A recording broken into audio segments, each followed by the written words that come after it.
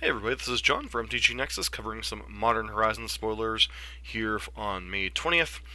Cards that have both been spoiled yesterday and today, cards that I think might actually impact the Modern format in some way. As a friendly reminder, if you like what you're seeing on the channel, please consider subscribing, giving us a thumbs up, leaving a constructive comment down below, as we strive to be the most informative and useful channel here on YouTube for various Magic content.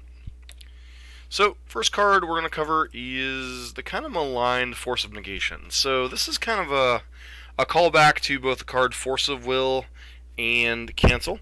During your turn, it's a cancel. During your opponent's turn, it can be a Force of Will-esque card without the life loss to counter non-creature spells. So, this can protect your thing in the ice from Path Exile during your opponent's turn. This can protect your blue-based aggro deck from creatures, things like Merfolk, things like Spirits, things like possibly Is It Phoenix. In addition, decks also that could use this are things like Ad Nauseam, trying to go off during your opponent's turn, or decks like Storm, trying to protect their mana dork during your opponent's turn, and potentially some of the blue-white X decks that have been popping up with a heavy amount of Planeswalkers, being able to protect your Planeswalkers during your opponent's turn, or you say tapping out for a little Teferi or a big Teferi against something like Tron, still being able to counter their Karn or their Ugin without having any mana up is a big boon. So I have a feeling this deck will see some play in sideboards, potentially in main boards of things like Ad Nauseam could easily play it in place of Pact of Negation. But it's a card that isn't quite as powerful as its original namesake, Force of Will, but definitely could see some play in some sideboards or the main boards of decks like Merfolk, Spirits, etc.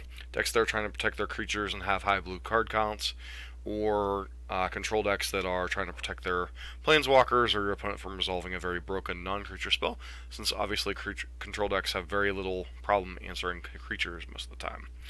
Another card, kind of going with the blue theme so far, Fact or Fiction. This card has not seen much play in Legacy of late. It's a skill-based card. However, I don't think it's going to make a huge impact in Modern. I think the blue-based decks that would use something like this have already settled that things like Gifts Ungiven aren't that good. They're a little bit slow in the Modern format. So even card advantage spells like Gifts Ungiven are already not seeing play. So while I think people are going to try testing this out, I think they're going to ultimately decide that Planeswalkers are kind of where they want to be, and that doesn't necessarily play well with each other. Obviously, there are certain decks that could want to play a flash style or things along those nature that Fact or Fiction is a huge boon. So we'll see how this one pans out, but I think since Gifts Ungiven's already not usually seeing play in those particular things, Fact or Fiction, which is similarly a card advantage engine, probably will not see too much play in Modern, but it is a card worth mentioning, as it is a huge fan favorite over the years.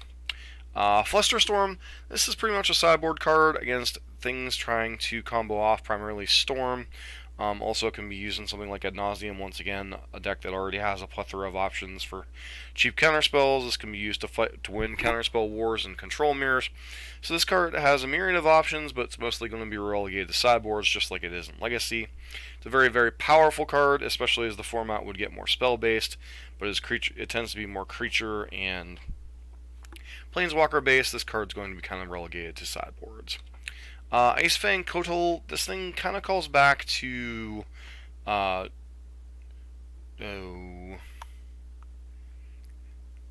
Baleful Strix. However, I think the fact that it's blue-green as opposed to black-blue and requires you to have snow-colored permanents in play for it to have the death touch is kind of might limit how much play this sees. Depends on how many snow-covered decks can pop up with the reintroduction of snowlands in this set, which we'll get to in a minute. Obviously, this card replaces itself, can potentially have Death Touch, so if there's a deck that can figure out how to, like say a Sultai deck or something, you can figure out how to run a bunch of snow-covered basics or something, or there's a huge snow push and ends up being in the set, this could be hugely relevant, but for right now, I think this is on the cards to watch. That could be a Baleful Strix-esque card in a Sultai, or Bant-esque decks, but it would require skewing your mana base towards snow-covered basics, and you're not going to get this full value from this until turn 3 or turn 4 most likely. So I think the limit on this is a lot lower than Baleful Strix, but this is certainly a card to watch. Uh, Prismatic Vista. So this is a fetch land that allows you to search for any basic land.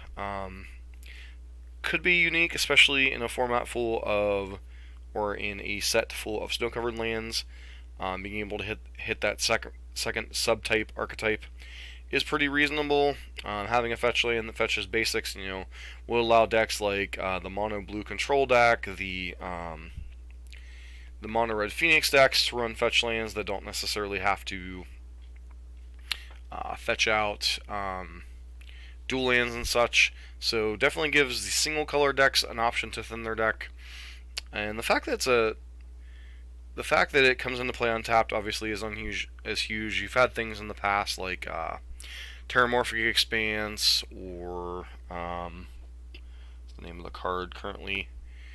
Terramorphic Expanse, etc. that usually fetch lands tapped, so it's good for deck thinning, good for color fixing in the early turns. But in a format like Modern, when you need your lands to come into play untapped, it's obviously a huge boon. So this is a card that could potentially see play, especially in monocolor decks, but I don't expect it'll have a huge impact on the format.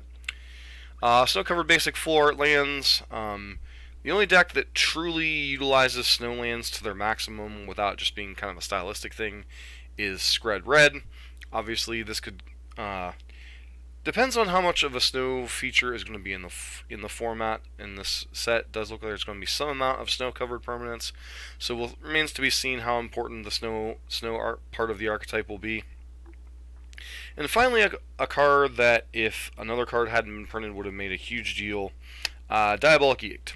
This card's kind of already been trumped by Liliana's Triumph being printed in War of the Spark. Similar effects. Target player sacrifices a creature. However, Liliana's Triumph obviously has the bonus tacked onto it that this card does not. So, nice to have this effect in the format should, random large creature combo decks like, Through the Breach, etc. kind of be of a thing. This card could help counteract the Neoform combo decks being able to just pop off Gristlebrand coming out of the black decks, whereas if they're lacking a Path to Exile or something to be able to kill it, it's nice to give the black decks an additional option to kill something like a Gristlebrand, although some obviously run Terminate and such. So it's nice to give an instant speed edict effect, but I have a feeling this will be a sideboard card at most in the format. I'm excited to see what the rest of Modern Horizons brings to the format, but so far, I have to say that I'm kind of disappointed in the spoilers so far, but, obviously we're only on, day number 1 of, however many, maybe 2 weeks worth of spoilers. So it remains to be seen what cards get printed. Hopefully Burn will get some power-ups or something, but so far, most of the cards revealed seem to have been impacting the blue colors, and obviously the addition of snow-covered lands, etc. It's an exciting set, but probably not to the power level some of us were all hoping for. Anyways, this is John for MTG Nexus. Don't forget to like, comment, and subscribe.